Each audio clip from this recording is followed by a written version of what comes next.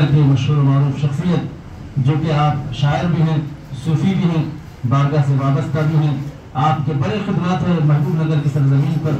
ربیع النور کے مہینے میں سارا مہینہ ساری راتیں نعتیہ محفل میں آپ گزارتے ہیں اور وہاں پہ نعتیہ مقابلے میں 150 بچے ایک ایک پروگرام میں حصہ لیتے ہیں. ان تمام کو انعامات سے نوازا جاتا ہے. آپ کا تخلص شاعری میں حکم ہے. آپ نظامیہ کے کامل ہیں. مولانا آزاد مانو یونیورسٹی کے آپ نے وہاں کے ایم فل کیے ہوئے اور پی ایچ ڈی کیے ہوئے فارسی زبان میں ڈاکٹر بھی ہیں. میں بڑے ہی ادب و احترام کے ساتھ حضرت علامہ مولانا سید غیاث پاشا قادری حکم شفیع صاحب کامل جامع نظامیہ سے ملتمس ہوں تشریف لا کر علم دین وقت کی اہم ضرورت اس مدعے پہ آپ اپنا مخارہ پیش کریں.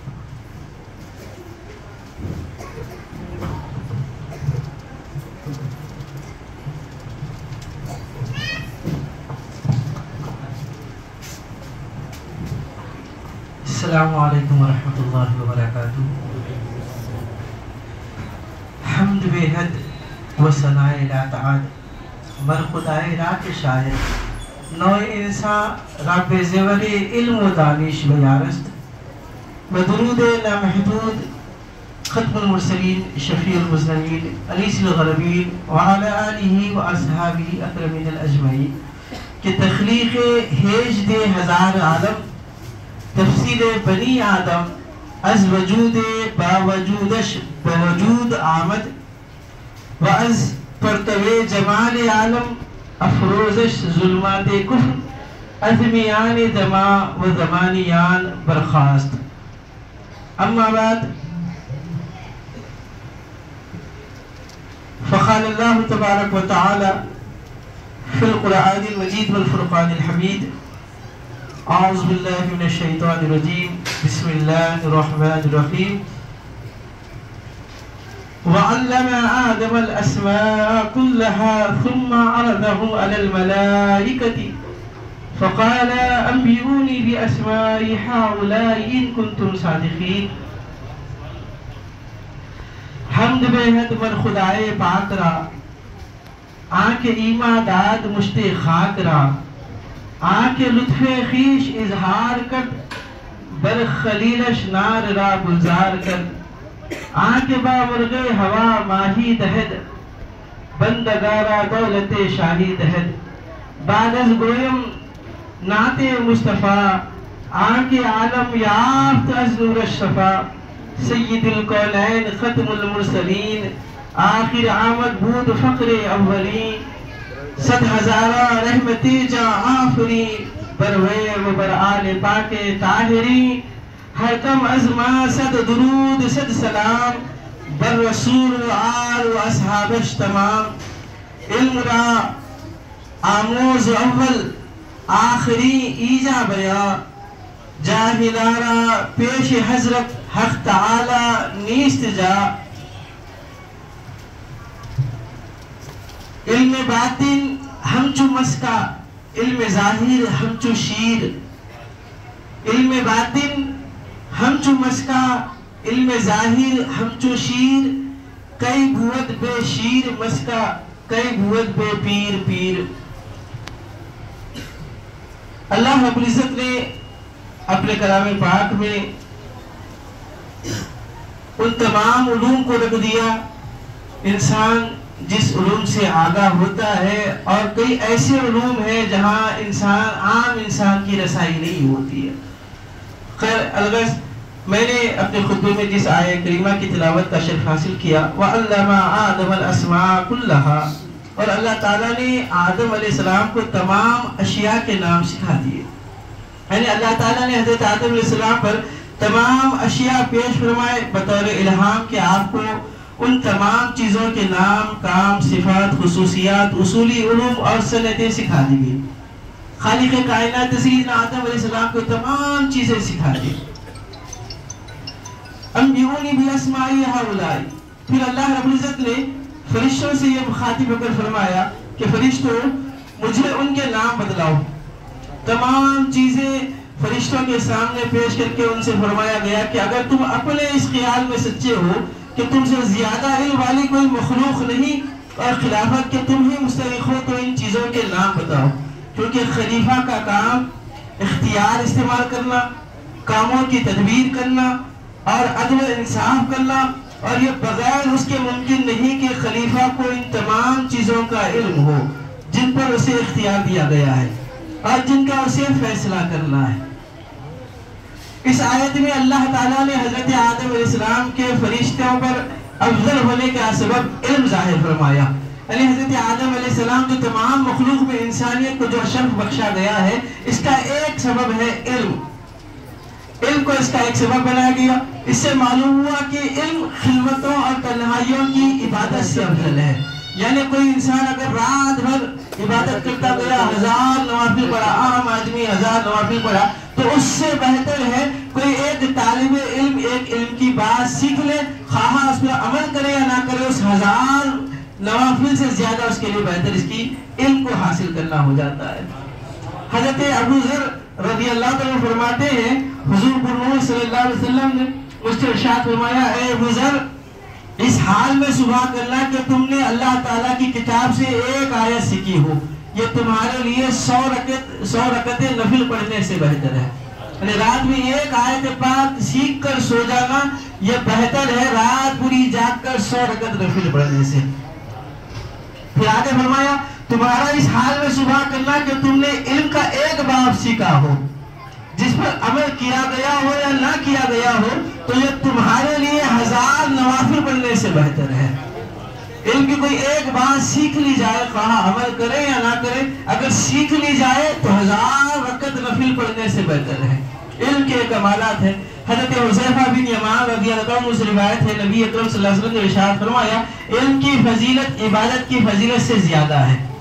تمہارے دین کی بھلائی تقوی اختیار کرنے میں ہے۔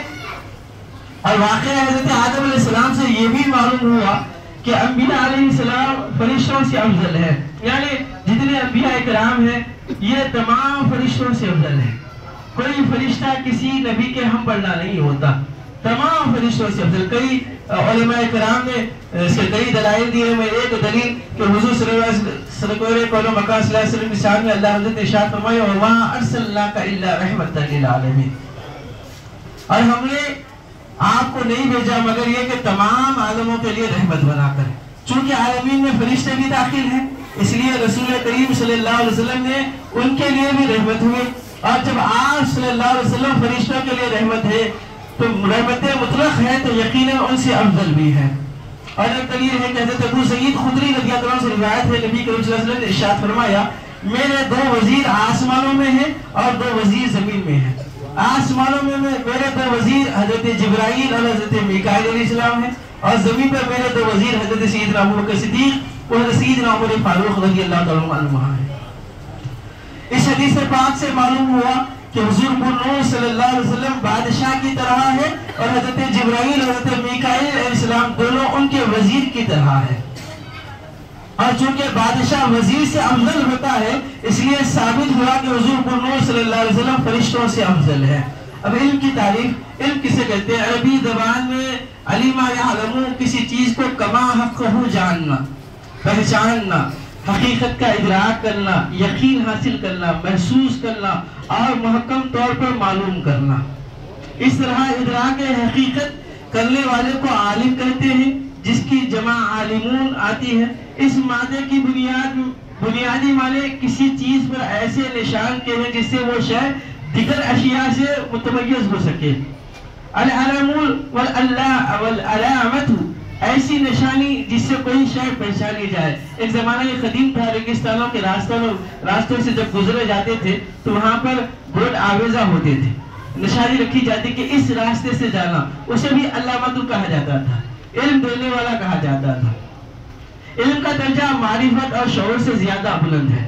علم کا جو مقام ہے نا، حضرت سیدنا شیخ عبد القادر جیلانی غوث اعظم دستگیر حضرت سے پوچھا گیا، حضور اللہ نے آپ کو خطبیت کا یہ مقام بخشا ہے، یہ مقام عطا فرمایا، کیسے یہ مقام ملا؟ تو حضور غوث پاک ارشاد فرماتے ہیں، میں علم حاصل کرتا گیا اور درجات بلند ہوتا گیا۔ تو یہ علم کا جو مقام ہوتا ہے وہ معرفت اور شعور سے زیادہ بلند ہے۔ یہی وجہ ہے کہ اللہ کے لیے علم علیمن کیا لفظ استعمال ہوتا ہے، मारिफत या शऊर का नहीं। चुनाचे खुदा को आलिमुन या अलीमुन कहते हैं, आरिफिन मारिफत रखने वाला या शाइरुन शऊर रखने वाला नहीं कहा जाता। वफौका कुल्ली दी इल्मिन अलीम, हर साहिब इल्म के ऊपर अलीम यानी खुदा के लिए इस सिफत को अल्लाहुल ग़यूब के लफ्ज़ से भी जाहिर किया गया है। इल्म और मारिफत में एक फर्क ये भी है कि मारिफत किसी चीज़ के आसार और क़वाइद में गौर व फिक्र करके उसका इदराक करने को कहते हैं, लेकिन इल्म के लिए ये ज़रूरी नहीं। सानियन मारिफत का लफ्ज़ बेशतर उस मौके पर इस्तेमाल होता है जब कोई चीज़ इदराक के बाद यानी ध्यान से निकल जाए और फिर दोबारा उसका इदराक हो, लेकिन इल्म में ये सूरत नहीं होती। अब देखिए, इल्म का लग़वी मानना जानना है, और इस्लाम में इल्म की तारीफ में आया हुसूल सूरत लिशैइ फिल अक़ल, यानी किसी शय की सूरत का अक़ल में आना इल्म है। ये इसके इस्लाही माने हैं। यहाँ पर हुज़ूर सैयदना शेख अब्दुल हज़रत इमाम अनवारुल्लाह फारूकी बानी जामिया निज़ामिया अलैहि रहमतुल्लाह के मैं मक़ासिदुल इस्लाम से चारों से चंद सतर पढ़ना चाहता हूँ कि हज़रत ने यहाँ पर जो इल्म के तहत तहरीर फरमाया है वो बहुत मिसाली है। यानी इस्लाम की हयात और दीन का सुतून इल्म है। जाहिर है कि जिस चीज़ से इस्लाम की हयात और बका मुताल्लिक़ हो उससे इबादत क्यों कर अफजल हो सके। यानी इल्म इस्लाम की हयात है, इबादत इस्लाम की हयात नहीं है। इबादत इस्लाम के अंदर है और इल्म को इस्लाम की हयात करार दिया गया। तो बानी जामिया लिखते हैं इल्म इबादत से ज्यादा बेहतर है। अगर इबादत इल्म से ज्यादा बेहतर होता तो अल्लाह कहता कि बंदे तुम्हारी इबादत इस्लाम की हयात है। अल्लाह को इबादत की जरूरत नहीं, अल्लाह मोहताज नहीं है। खालिक़े कायनात ने जितने आलम को बनाया है हर आलम की मखलूक उसकी इबादत में मसरूफ है, और इंसान को जो बनाया है ये इल्म से आरास्ता है। इसलिए इल्म, क्योंकि इबादतों का मदार इस्लाम ही पर है और इस्लाम का मदार इल्म पर, गज़ के इल्म की फजीलत जिस कदर बयान की जाए थोड़ी है और जो हदीसें लिखी जाए वो बहुत कम है। इन तमाम हदीसों से मकसूद आन हज़रत सल्लल्लाहु अलैहि वसल्लम का ज़ाहिर है कि हर ज़माने में अहले इस्लाम की तहसील और उसके बाकी रखने का एहतमाम सब इबादतों से ज़्यादा करे जिससे खुदा और रसूल की खुशनुदी हासिल हो। अब गौर कीजिए कि जब ये ज़रूरत और फजीलत इल्म हर ज़माने में रही तो इस ज़माने में किस कदर इसकी ज़रूरत और फजीलत जुमला इबादत पर साबित होगी, क्योंकि इस पुरआशूब ज़माने में उलूम जदीदा की आंधी पुराने दीनी ख़यालात को दुल्हन बरहम कर रही है। यानी जाहिर सी बात है जितने उलूम जदीदा निकल रहे हैं पुराने ख़यालात को, पुराने उलूम को सबको खत्म नीस नाबूद कर दिया जा रहा है। आज लोग नए उलूम की तरफ आकर पुराने दीन को छोड़ते जा रहे हैं। तो शेखुल इस्लाम लिखते हैं कि बाज़ ऐसे आरिया और मुलाहिदा वगैरह एतराज़ों के वशार हमारे दीन पर हर तरफ से कर रहे हैं जिनके जवाब सिवाय चंद उलमा के हर आलिम भी नहीं दे सकता, और मोतरिज़ों की जमातें अपनी कौमी सरमाया के जरिए तरक्की करती जाती हैं और हमारे मुक़द्दस दीन और मजहब के अफराद को हमसे छीन कर अपने कब्जे में ले रही है। बरखिलाफ इनके नामे गिरामी उलमा जो इंतखाब करते जाते हैं उनकी जगह न कोई उनका कायम मुकाम होता है और न उसकी फिक्र कौम की तरफ से की जाती है। अगर यही हाल चंद रोज और चंद साल रहा तो आइंदा मुश्किल हो जाएगा और हमारी नस्लों को हमारा दीन हमारी नस्लों तक पहुंचने की हालत बदल जाएगी। ये बात वाज़ेह रहे कि हर मुसलमान पर इस्लाम का हक साबित है जिसका कोई इनकार नहीं कर सकता, और हयात इस्लाम यानी इल्म पर जो हालत गुजर रही है उस वक्त हमारा पेश नज़र और बावजूद इसके कि हमारी कौम में बफज़िले ताला इतना सरमाया मौजूद है कि आइंदा आने वाली नस्लों तक इल्म को महफूज रख कर पहुंचा सकते हैं। शेखुल इस्लाम लिख रहे कि हमारी कौम में इतना सरमाया अल्हम्दुलिल्लाह मौजूद है तो इल्म को महफूज रख कर आने वाली नस्लों तक पहुंचा सकते हैं। फिर आगे तहरीर फरमाते हैं अगर हमारी कम तवज्जोही से खुदा न खास्ता हयात इस्लाम यानी इल्म मफकूद हो जाए तो खुदा और रसूल सल्लल्लाहु अलैहि वसल्लम के रूबरू सख्त शर्मिंदगी उठानी पड़ेगी। बिफज़लिही ताला इस वक्त हमारी कौम में ऐसे अफराद बकसरत मौजूद हैं कि इस्लाम की बरकत से हर कार्य खैर में रुपया सर्फ करते हैं। चुनांचे नई मस्जिदें, पुल, मुसाफिर खाने, गुम्बदें वगैरह अक्सर बनाई जाती हैं और कुचाए गिर्द फकीरों को रुपया व कब्रों से इयानत की जाती है, मगर इस ख्याल वाले हजरात बहुत कम है कि इल्म पर जिसको हमारे नबी सल्लल्लाहु अलैहि वसल्लम ने हयात इस्लाम फरमाया है شیخ الاسلام فرماتے ہیں یہ تمام چیزوں سے بہتر ہے، مسجد نہیں مسجدیں بنانا، گنبدیں بنانا، کار خیر کرنا، اس سے بہتر ہے کہ علم کو ایسا عام کیا جائے، محفوظ کیا جائے کہ ہمارے آنے والے نسلیں آسانی سے اس تک پہنچ سکے۔ اب آئیے، علم کی 2 قسمیں ہیں، بات کو مختصر کرتے ہوئے۔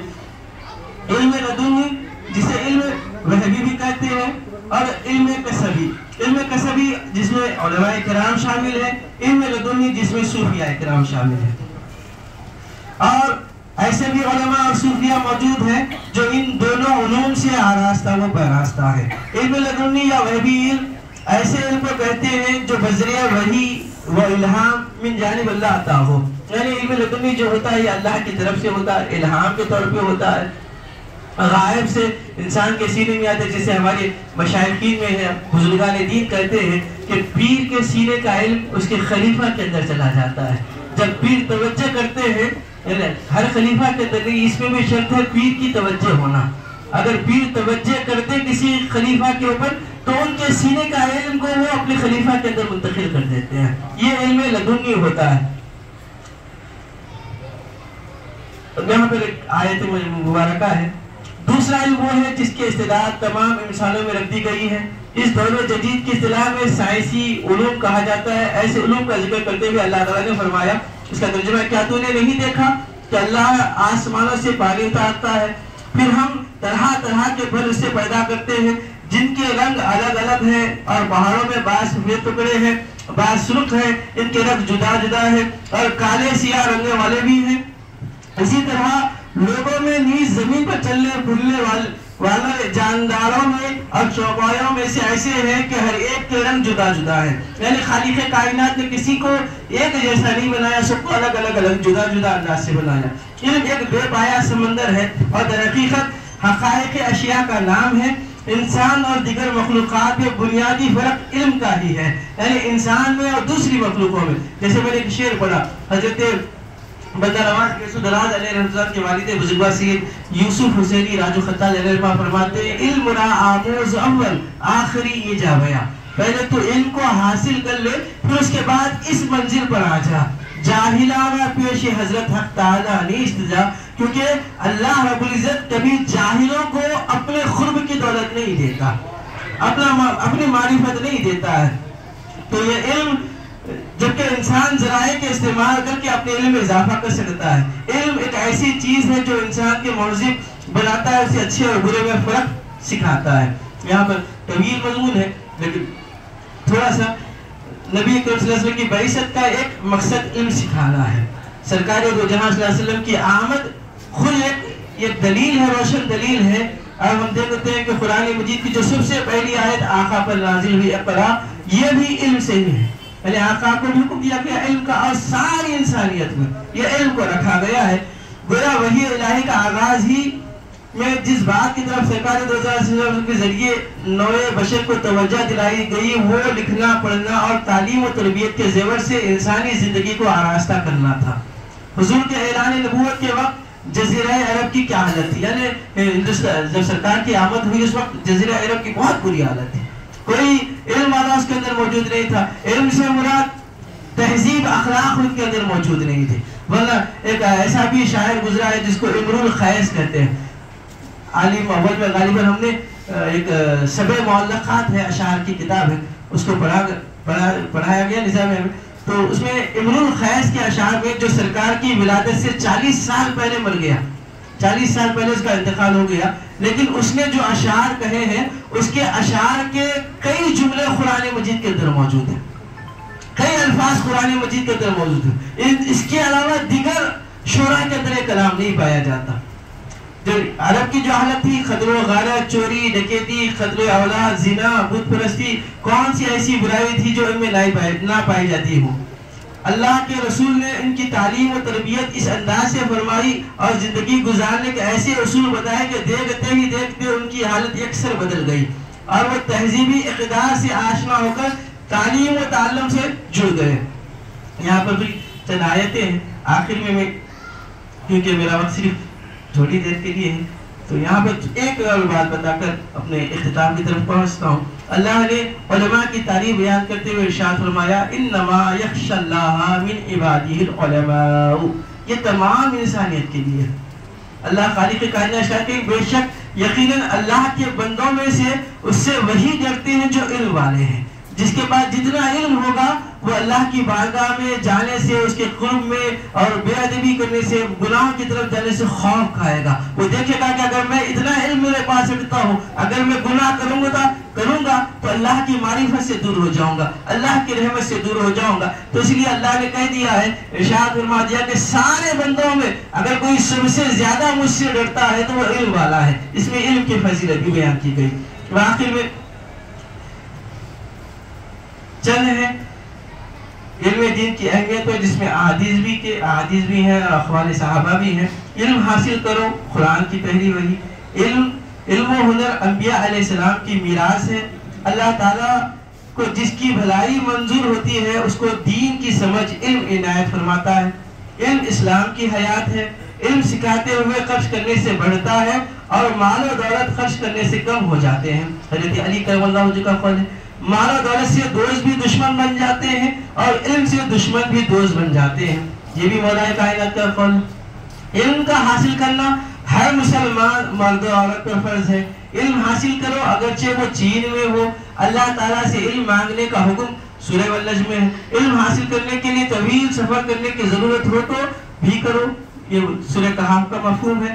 علم انسان کی حفاظت کرتا ہے، مال و دولت کی حفاظت خود انسان کو کرنا پڑتا ہے. یہ بھی مولا کائنات کا قول ہے. آخر میں چند اخبار علوم دینیہ کے دے کر بس چند سطر ہیں. علماء انبیاء کے وارث ہیں. امت محمدیہ صلی اللہ علیہ وسلم کے علماء بنی اسرائیل کے پیغمبروں جیسے ہیں. ایک عالم شیطان پر 1000 عابد سے زیادہ اثر ہے. جو 1000 عابدین ایک جگہ جمع ہو جائے، وہ جو ان کی عبادتیں ہیں نا، اس سے بہتر ایک عالم شیطان پر بہت زیادہ مصیبت والا پڑتا ہے. 1000 عابدوں کو وہ آسانی سے گھما سکتا ہے لیکن ایک علم والے کو نہیں گھما سکتا. اللہ تعالیٰ اور اس کے فرشتے آسمانوں میں اور زمین میں چونٹیاں سے لے کر سمندر کی مچھلیاں وغیرہ بھی رحمت بھیجتے ہیں. دعا کرتے ہیں اس عالم پر جو لوگوں کو علم و ہنر سکھائے.